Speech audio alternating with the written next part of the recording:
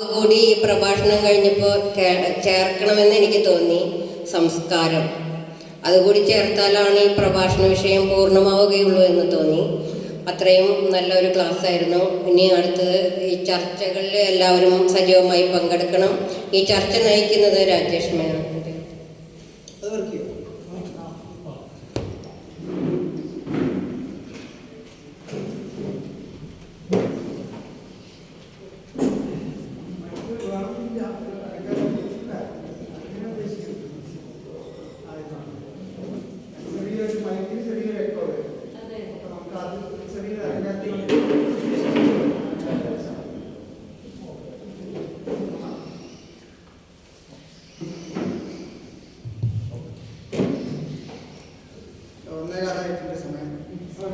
കവിതകൾക്കും ഭക്ഷണം അത്ര കുഴപ്പമില്ല.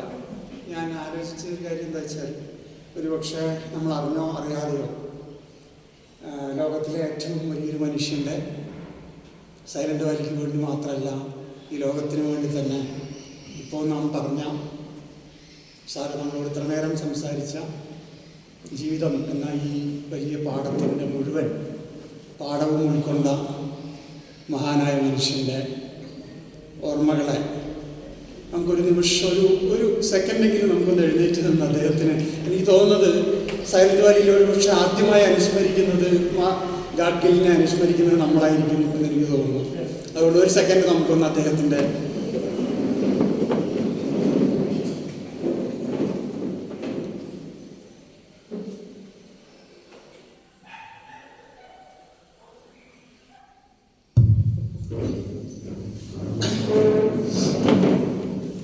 ഒരുപാട് പേരുകൾ ഉണ്ടാവുമായിരിക്കും. ഇപ്പോൾ ബിജുമാഷ്ക്ക് പെട്ടെന്ന് ഓർമ്മ വരുന്നൊരു പേരെന്തായിരിക്കും? ഈ പ്രകൃതി എന്ന് പറയുമ്പോൾ ഒരാളുടെ പേര് ഓർമ്മിച്ചാൽ പെട്ടെന്ന് ഒരു പേര്, ഒരു പോക്കുടൻ, ശ്രീജിത്ത് അരിയല്ലൂർ പെട്ടെന്ന് ഓർമ്മിക്കുന്ന ആരായിരിക്കും? ഒരാളുടെ പേര് പെട്ടെന്ന് പ്രകൃതി, അത് കവിതയാവാം, പാട്ടാവാം, അല്ലെങ്കിൽ മറ്റെന്തെങ്കിലും അച്ഛൻ. എന്തായിരിക്കും സാലിച്ചേട്ടൻ്റെ ഓർമ്മ? പേര് സലീം. എന്താണ് റാമില, എന്താണ് അങ്ങനെയാണ് ആലോചിക്കുന്നത്? ഒരു പേര് പറഞ്ഞോ. കറുപ്പൻ. എന്താ ഓർമ്മ? ഞാൻ അമ്മേനെ ഓർമ്മിക്കും. കാടിനുമായി ബന്ധപ്പെട്ട ഞാൻ ചോദിക്കുന്നത്, അല്ലെങ്കിൽ പ്രകൃതി, കാട്, ജീവിതം, അങ്ങനെ ആലോചിക്കുമ്പോൾ അമ്മയെ ഓർമ്മിക്കാൻ പറ്റും. അന്തിക്കാട് ചേട്ടൻ ആരെ ഓർമ്മിക്കും? വ്യത്യസ്തമായ പേരുകൾ. എനിക്ക് തോന്നുന്നു നിരവധി മനുഷ്യരെ ഒരു പക്ഷേ ഇവിടെ ഇരുന്ന് ആലോചിക്കുമ്പോൾ നമ്മൾ ഈ നേരത്തെ പറഞ്ഞ കുറേ പേരുകളിൽ എൻ്റെ ഒരു അഭിപ്രായത്തിൽ ഇന്ന് വൈകുന്നേരം ഒരുപക്ഷെ നിങ്ങൾക്ക് സമയം കിട്ടുകയാണെങ്കിൽ ശരത്ചന്ദ്രൻ എന്ന ഒരു ചെറുപ്പക്കാരൻ ഈ സൈലൻ്റ് വാലിയെ കുറിച്ചെടുത്ത ഒരിക്കലും മാഞ്ഞു പോകാത്ത ഒരു ഡോക്യുമെൻ്ററി കൂടി കാണിക്കണം എന്നാണ് എൻ്റെ അഭ്യർത്ഥന.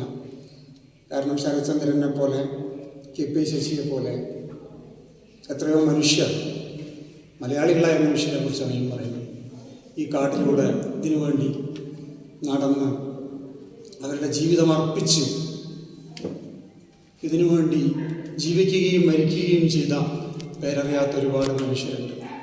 നേരത്തെ ഒരു കാട്ടിലെ മനുഷ്യനെ ഒരാൾക്കും കള്ളനാക്കാൻ കഴിയില്ല എന്ന് പറഞ്ഞ അതേ മണ്ണിലാണ് തൻ്റെ ഇടുപ്പിൽ അരയിൽ വിശന്നതുകൊണ്ട് മാത്രം ഒരു പിടി അരി സൂക്ഷിച്ച ഒരു ചെറുപ്പക്കാരനെ ഈ മണ്ണിൽ വെച്ചാണ് മനുഷ്യർ അടിച്ചു കൊന്നത്. ആ ചെറുപ്പക്കാരൻ്റെ പേര് മധു എന്നാണ്.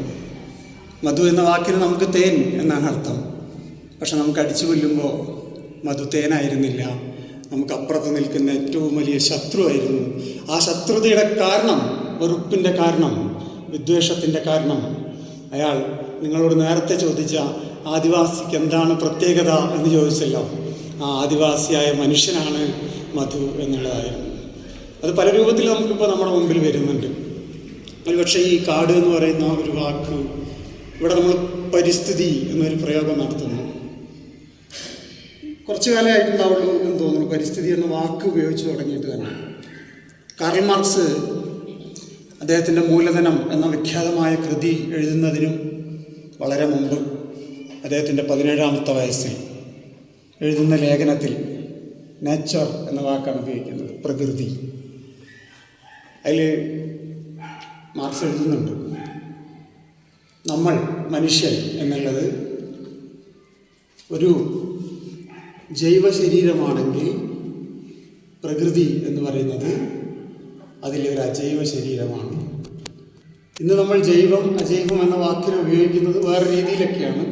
പക്ഷേ ഈ അജൈവ ശരീരവും നമ്മുടെ ഈ ജൈവ ശരീരവും കൂടി ചേരുമ്പോഴാണ് യഥാർത്ഥത്തിൽ പ്രകൃതി എന്നൊരു വാക്കുണ്ടായിത്തീരുകയും ഒരുപക്ഷെ നമ്മളിപ്പോൾ പറയുന്ന പ്രകൃതിയിലേക്ക് പോവുക, പ്രകൃതിയെ പഠിക്കുക, പ്രകൃതിയെ ഉൾക്കൊള്ളുക എന്നൊക്കെ പറയുന്നതിനെ തിരസ്കരിച്ചുകൊണ്ടാണ് മാർക്സ് പറയുന്നത്. പിന്നീട് അതിനെ എംഗൽസ് കൂട്ടിച്ചേർക്കുന്നത് യഥാർത്ഥത്തിൽ പ്രകൃതി നിങ്ങൾക്ക് പുറത്തുള്ള ഒന്നാണോ എന്ന ചോദ്യമാണ്. യഥാർത്ഥത്തിൽ നമുക്കിപ്പോൾ എത്രയോ നൂറ്റാണ്ടുകൾക്ക് ശേഷവും സൈലന്റ് വാലിയിൽ ഇരുന്നുകൊണ്ട് ഒരുപറ്റം എഴുത്തുകാർ അല്ലെങ്കിൽ എഴുതാൻ ആഗ്രഹിക്കുന്നവർ, ലോകത്തെക്കുറിച്ച് ചിന്തിക്കുന്നവർ ആലോചിക്കുമ്പോൾ ചോദിക്കേണ്ടുന്ന ചോദ്യം ഇത് തന്നെ ആയിരിക്കുമെന്ന് ഞാൻ കരുതുന്നു. നിങ്ങൾ പ്രകൃതിക്ക് അല്ലെങ്കിൽ നമ്മൾ പ്രകൃതിക്ക് പുറത്താണോ അതോ നമ്മളും കൂടി ചേർന്നതാണോ പ്രകൃതി എന്ന ചോദ്യം. ഈ ചോദ്യത്തിന് ഉത്തരം കിട്ടുമ്പോഴാണ് യഥാർത്ഥത്തിൽ പലതിൻ്റെയും ഉത്തരത്തിലേക്ക് നമ്മൾ പോവുക.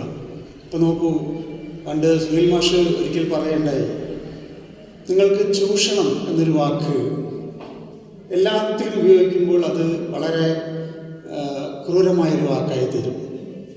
ഒരു മുതലാളി തൊഴിലാളിയെ ചൂഷണം ചെയ്യുന്നു എന്ന് വെച്ചാൽ വളരെ ക്രൂരമായൊരു വാക്കാണത്.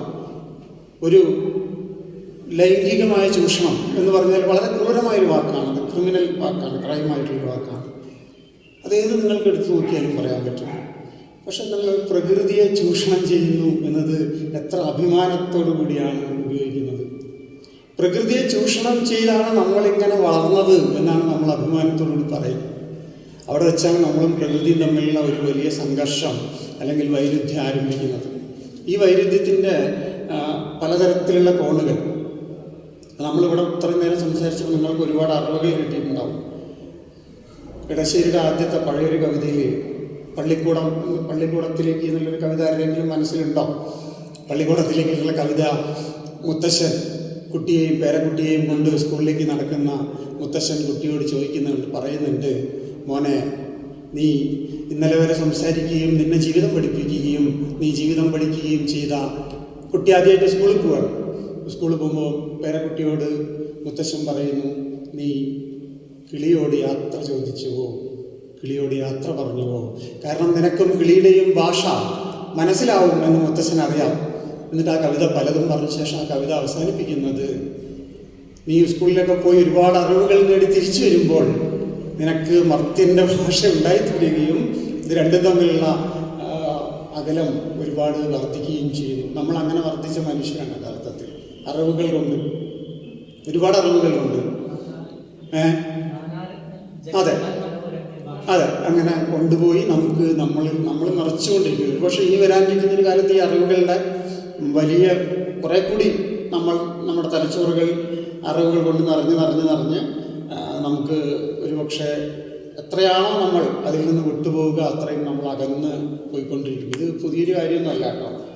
ഇപ്പോൾ മലയാളത്തിലെ ഏറ്റവും വിഖ്യാതമായ ഒരു നോവൽ ആരംഭിക്കുമ്പോൾ ഒരുപക്ഷെ മലയാളത്തിൽ 50 വർഷം പൂർത്തീകരിക്കപ്പെടുകയോ മലയാളത്തിൻ്റെ നോവൽ സാഹിത്യത്തെയും കഥാസാഹിത്യത്തെയും ഒക്കെ വിഭജിക്കുകയും ചെയ്തു എന്ന് നാം കരുതുന്ന, ഭാഷ കൊണ്ട് വിഭജിക്കുകയും ചെയ്തു എന്ന് കരുതുന്ന ഖസാക്കിൻ്റെ ഇതിഹാസം എന്ന നോവൽ ആരംഭിക്കുന്നത് ഒരുപക്ഷെ ഏറ്റവും വാക്കുകൾ വളരെ വളരെ സൂക്ഷിച്ചുപയോഗിക്കുന്ന ഒരു മനുഷ്യനാണ് ഒ.വി. വിജയൻ എന്ന് നിങ്ങൾക്കറിയാം.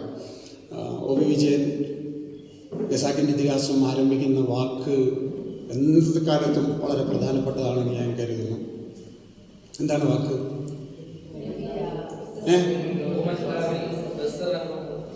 ആ ഒറ്റ വാചകമല്ല ഞാൻ ചോദിക്കുന്നത്, ആ വാക്കാണ് നിങ്ങൾ പറഞ്ഞ ആ വാക്കാണ് പ്രധാനം.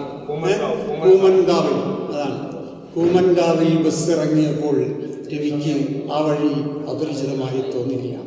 വേണമെങ്കിൽ എവിടെ വേണമെങ്കിലും തുടങ്ങാമായിരുന്നു. പക്ഷെ കൂമൻകാവ് എന്നൊരു വാക്ക് ഇന്ന് നിങ്ങൾ ആലോചിച്ച് നോക്കൂ. എന്താണ് കുമ്മൻകാവ്? കുമ്മൻകാവ് എന്ന് പറയുന്ന സ്ഥലം പാലക്കാട്ടില്ല, അന്നുമില്ല ഇന്നുമില്ല. അല്ല, ഗസാക്ക് അവിടെ ഇരിക്കട്ടെ.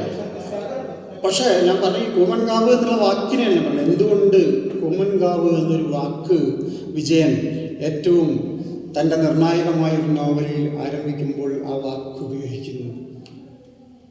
എല്ലാ മനുഷ്യർക്കും മാത്രമല്ല സകലമാന ജീവജാലങ്ങൾക്കും വന്നിരിക്കാവുന്ന ഒന്നാണ് എന്ന സങ്കല്പത്തിലാണ് കുമ്മൻകാവ് ആരംഭിക്കുന്നത്. ഇപ്പം ഉണ്ടാകുന്നൊരു കാര്യം, പ്രത്യേകിച്ച് ചാക്കോ മാഷൊക്കെ ആലോചിച്ചാൽ മനസ്സിലാവും. മലയാളത്തിലെ ആദ്യത്തെ അമ്മ ദൈവം എന്ന സങ്കല്പം ആരംഭിക്കുന്നത് കാവ് എന്ന വാക്കിൽ നിന്നാണ്. കൊടുങ്ങല്ലൂർ അമ്മക്കാവ്. പക്ഷെ ഇന്ന് നിങ്ങൾക്ക് കൊടുങ്ങല്ലൂർ അമ്മക്കാവ് എന്ന് വിളിക്കാൻ പറ്റില്ല. കൊടുങ്ങല്ലൂർ ഭഗവതി ക്ഷേത്രം എന്നാണ് അതിനെ വിളിക്കുന്നത്, അല്ലേ? അപ്പോൾ കാവ് എന്ന വാക്കിൽ നിന്ന് ക്ഷേത്രം എന്ന വാക്കിലേക്ക് ചെന്ന് ചേരുമ്പോൾ യഥാർത്ഥത്തിൽ സംഭവിക്കുന്ന ഒരു വലിയ അകലമുണ്ട്. നമ്മുടെ ഇടയിൽ ഇപ്പോൾ അത് സംഭവിച്ചുകൊണ്ടിരിക്കുകയാണെന്നാണ് ഞാൻ കരുതുന്നത്, അല്ലേ? അമ്മ എന്നുള്ള വാക്ക് ഭഗവതിയായി തീരുമ്പോൾ, കാവ് എന്ന വാക്ക് ക്ഷേത്രമായി തീരുമ്പോൾ നിങ്ങൾക്ക് ഒരുപാട് മാറ്റങ്ങൾ വരും അതിൽ. അതുകൊണ്ട് പ്രകൃതി എന്നതിലേക്ക് നമ്മൾ സഞ്ചരിച്ച് ചെല്ലുന്നതിൻ്റെ ഒരടയാളമായിട്ട് എങ്ങനെയാണ് ഈ ക്യാമ്പിനെ മാറ്റിത്തീരുക എന്നുള്ളതാണല്ലോ നമ്മുടെ ആലോചന. അതുകൊണ്ട് വരാനിരിക്കുന്ന ഒരു പക്ഷേ ഇപ്പോൾ നമ്മുടെ ആ കവിതകളിൽ അങ്ങനെ ഉണ്ടോ, അല്ലെങ്കിൽ കഥകളിൽ സാഹിത്യത്തിലുണ്ടോ എന്നുള്ളത് നമ്മൾ ആലോചിക്കാവുന്നതാണ്. പക്ഷേ കാടിന് ഞാൻ എന്ത് പേരിടും, കാടിന് ഞാൻ എൻ്റെ പേരിടും എന്നെഴുതുന്ന കവിത ഈ അടുത്ത കാലം വരെയും ഉണ്ടായിരുന്നു. ആരാണ് ആ കവിത എഴുതുന്നത്? വിനേന്ദ്രനാണ്. പക്ഷെ അതുപോലുള്ള കടമ്മനിട്ടയെ പോലുള്ള ഈ ജീവിതത്തെ അങ്ങനെ സൂക്ഷ്മമായി എത്തിച്ചേർന്ന ആളുകൾ ഒരുപക്ഷെ നമ്മൾക്കിടയിൽ നമ്മളിൽ തന്നെ ഉണ്ടോ എന്നുള്ളൊരു ആലോചന. വിജയൻ ഗസാക്കിൽ നിന്ന് മധുരംകായതിയിലേക്ക് എത്തുമ്പോൾ ഒരുപക്ഷെ മലയാളത്തിൽ ഇന്നുവരെ ആകുലപ്പെട്ടിട്ടില്ലാത്ത വിധം വിജയൻ ആകുലപ്പെടുന്നുണ്ട് പ്രകൃതിയെക്കുറിച്ച്. യാന്ത്രികമായി തീരുന്ന ഈ ലോകത്തെക്കുറിച്ച് ഏറ്റവും ഉത്കണ്ഠയോടുകൂടി വിജയൻ എഴുതുന്നതാണ് മധുരംകായതി. ഒരുപക്ഷെ കവി എന്നുള്ളൊരു ദൗത്യത്തിൽ നോക്കൂ നിങ്ങൾ, ഭാരതപ്പുഴ ഏറ്റവും നിറഞ്ഞൊഴുകുന്നൊരു കാലത്താണ്. അതിനു മുകളിൽ രണ്ട് ദേശങ്ങളെ ബന്ധിപ്പിച്ചുകൊണ്ടൊരു പാലം വരുമ്പോൾ ഏറ്റവും ആഹ്ലാദകരമായൊരു നിമിഷത്തിൽ ആ പാലത്തിൻ്റെ ആരംഭത്തിൽ കയറി നിന്നുകൊണ്ടൊരു കവി വരാനിരിക്കുന്ന ഒരു കാലത്തെ പുഴയെക്കുറിച്ച് വളരെ ഉത്കണ്ഠയോടുകൂടി ചോദിക്കുന്നത്. ഒരുപക്ഷെ ഇങ്ങനെ ചോദിക്കാൻ നമുക്ക് ഇന്നത്തെ കവിതയിൽ, കഥയിൽ, സാഹിത്യത്തിൽ, നോവലിൽ സാധിക്കുമോ എന്നുള്ളൊരു ചോദ്യം നമ്മൾ ഈ ക്യാമ്പിൽ ചർച്ച ചെയ്യണം എന്നാണ് എനിക്ക് തോന്നുന്നത്. നമ്മളിപ്പോൾ എന്താ നമ്മൾ ചെയ്തുകൊണ്ടിരിക്കുന്നത്? നമ്മൾ നമ്മളെ വർണ്ണിച്ചുകൊണ്ടിരിക്കുന്നു, നമ്മൾ പ്രകൃതിയെ വർണ്ണിച്ചുകൊണ്ടിരിക്കുന്നു. പക്ഷേ ഒരു പാലം വരുമ്പോൾ ഈ പാലം വികസനത്തിൻ്റെ ഒരു വലിയ പാതയാണ് എന്ന് നാം കരുതിക്കൊണ്ടിരിക്കുന്ന ഒരു സമയത്ത് അരനൂറ്റാണ്ടിനപ്പുറത്താണ് നമ്മൾ ആലോചിക്കണം. ഈ ഭാരതപ്പുഴ, ഈ പുഴ ഒരു അഴുക്കുചാലായി മാറിപ്പോകുമോ എന്ന് ചോദിക്കാൻ കഴിയുന്നിടത്താണ് യഥാർത്ഥത്തിൽ കവിത ഉണ്ടാകുന്നത്. അത് ഈ നേരത്തെ സാറ് തുടങ്ങി വെച്ചൊരു ചോദ്യമുണ്ട്, കവിത എന്തുകൊണ്ടാണ് ഒരുപക്ഷെ ഒരു സയൻറ്റിസ്റ്റ് പറയുന്നതിനേക്കാൾ, ഒരു ശാസ്ത്രജ്ഞൻ പറയുന്നതിനേക്കാൾ ഒരു കവിത എങ്ങനെയാണ് ഒരാളുടെ ഹൃദയത്തിൽ വന്ന് തറയ്ക്കുന്നത് എന്നുള്ള ചോദ്യത്തിൻ്റെ ഉത്തരമാണ് യഥാർത്ഥത്തിൽ ഈ പറച്ചിൽ. കാരണം പാലം വരുമ്പോൾ ഒരു സയൻറ്റിസ്റ്റ് പറയുന്നത് എന്തിനെക്കുറിച്ചായിരിക്കും? പാലത്തെക്കുറിച്ചും വരാനിരിക്കുന്ന കാലത്തെക്കുറിച്ചും അതിൻ്റെ ഡെവലപ്മെൻറ്റിനെ കുറിച്ചും നമ്മൾ പറഞ്ഞുകൊണ്ടിരിക്കുമ്പോൾ കവി ഇതിനെല്ലാം അപ്പുറത്ത് നിന്നുകൊണ്ട് ഒരുപക്ഷെ വരാനിരിക്കുന്ന അതിൻ്റെ അടിയിൽ, അതായത് നിങ്ങളുടെ വസന്തത്തിൻ്റെ പിന്നാലെ വസൂരിയുടെ രോഗാണുക്കളുണ്ട് എന്ന് ഓർമ്മിപ്പിക്കാൻ കഴിയുന്ന തരത്തിലേക്ക് നമ്മളെ ഓർമ്മിപ്പിക്കുന്നതിനെയാണ് യഥാർത്ഥത്തിൽ സാഹിത്യം എന്ന് പറയുന്നത്. അതുകൊണ്ട് നമുക്ക് വരാനിരിക്കുന്ന ഒരു സമയത്ത് എനിക്ക് തോന്നുന്നു ഈ സൈലന്റ് വാലിയുടെ ഈ പ്രദേശത്ത് ഇതിൻ്റെ ഔപചാരികത വിടണം എന്നാണ് എൻ്റെ ഒരു അഭിപ്രായം. നമ്മൾ 30 പേര് ഒരുപാട് ക്യാമ്പുകൾക്ക് നേതൃത്വം നൽകിയിട്ടുള്ള ഒരാളെന്നുള്ള നിലയ്ക്ക് ഞാൻ പറയുന്നത് എന്താ വെച്ചാൽ, നിങ്ങളിപ്പോൾ പല ഭാഗത്ത് വന്നവരുണ്ടല്ലോ, അപ്പം നിങ്ങളുടെ മനസ്സിൽ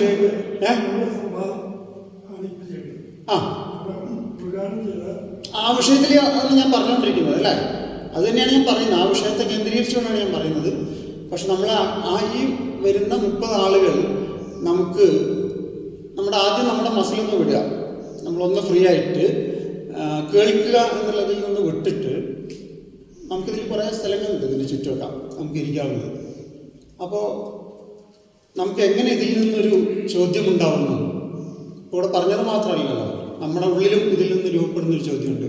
അതുകൊണ്ട് സാർ ഇത്ര നേരം വളരെ ദീർഘമായി സംസാരിക്കുന്ന ഒരു കാര്യത്തിൽ കാടിനെ നമ്മളെങ്ങനെ അറിയുന്നു എന്നുള്ളൊരു പ്രധാനപ്പെട്ടൊരു ചോദ്യമാണ്. അറിഞ്ഞിട്ടുണ്ടോ? കാടിനെ അറിഞ്ഞവരുണ്ടോ? ഉണ്ടോ?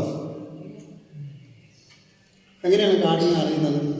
ഈ ഇത്ര നേരം പറഞ്ഞത് വെച്ച് നമ്മൾ ഒരാളെങ്ങനെ കാടിനെ അറിയും? എങ്ങനെ അറിയും? ഇപ്പോൾ 1 മണിക്കൂർ പ്രസംഗം കേട്ടു എന്ന് വിചാരിക്കുക, അറിയാൻ പറ്റുമോ? കാടിനെ അറിയാൻ പറ്റുമോ?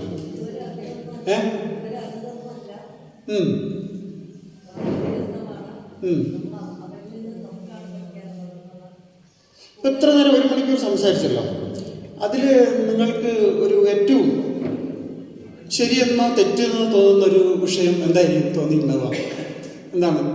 അല്ലെങ്കിൽ എനിക്കിതിനോട് യോജിപ്പ് അല്ലെങ്കിൽ വിയോജിപ്പ് എന്ന് തോന്നിയിട്ടുള്ള എന്തെങ്കിലും ഒരു സാധനം ഉണ്ടോ? ഒരു വിഷയം വെച്ചുകൊണ്ട്. ആ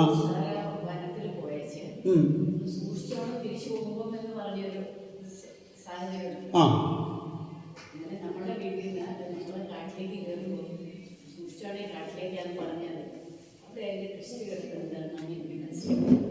എങ്ങനെ ഡിസ്റ്റാവും?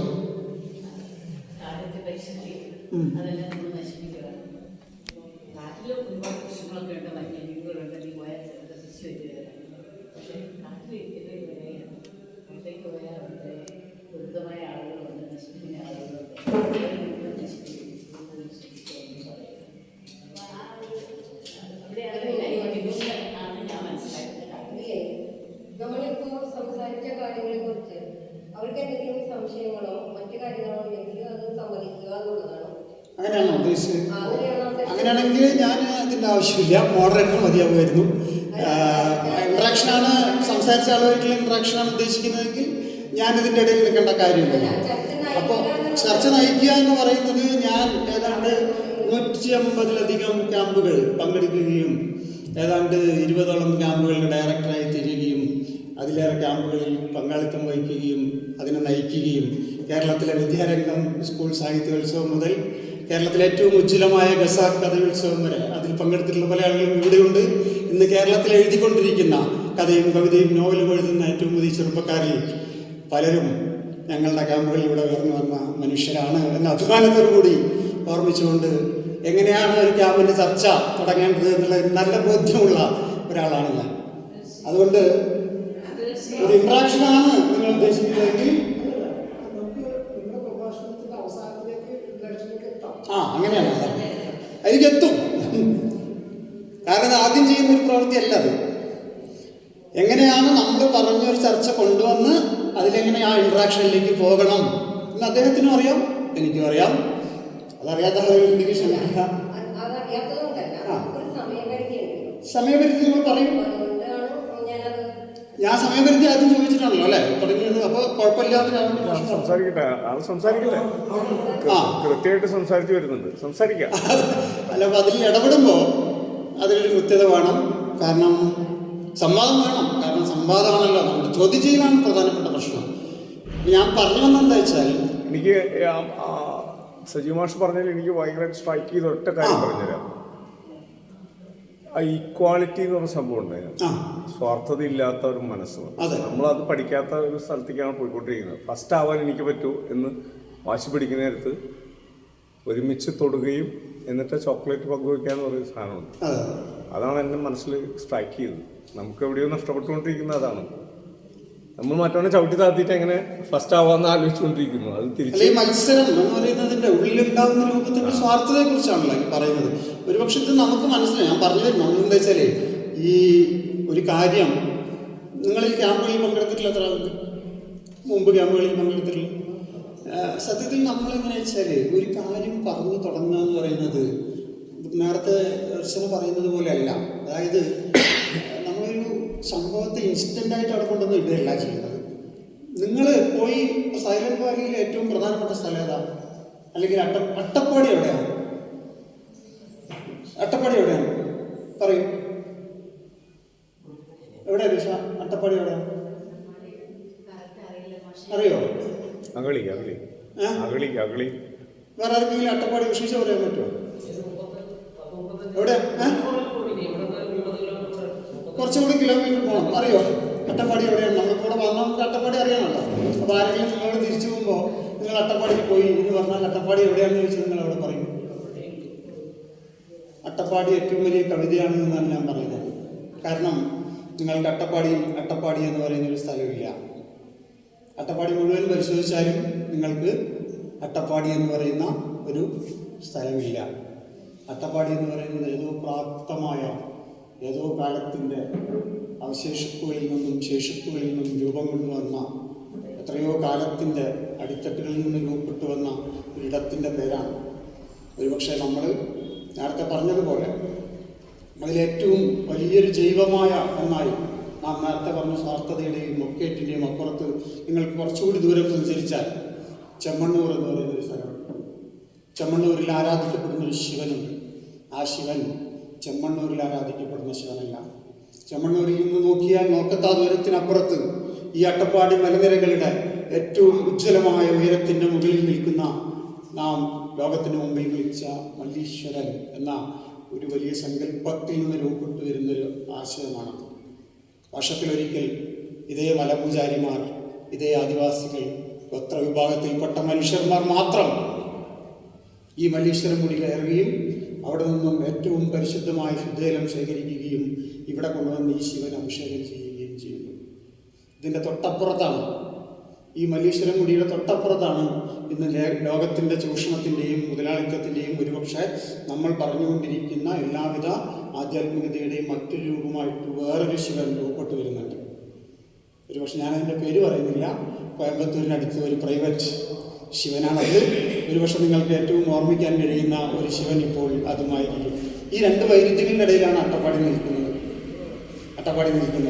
അപ്പോൾ അവിടെ വെച്ചുകൊണ്ടാണ് സാർ നമ്മളോട് സംസാരിക്കുന്നത്.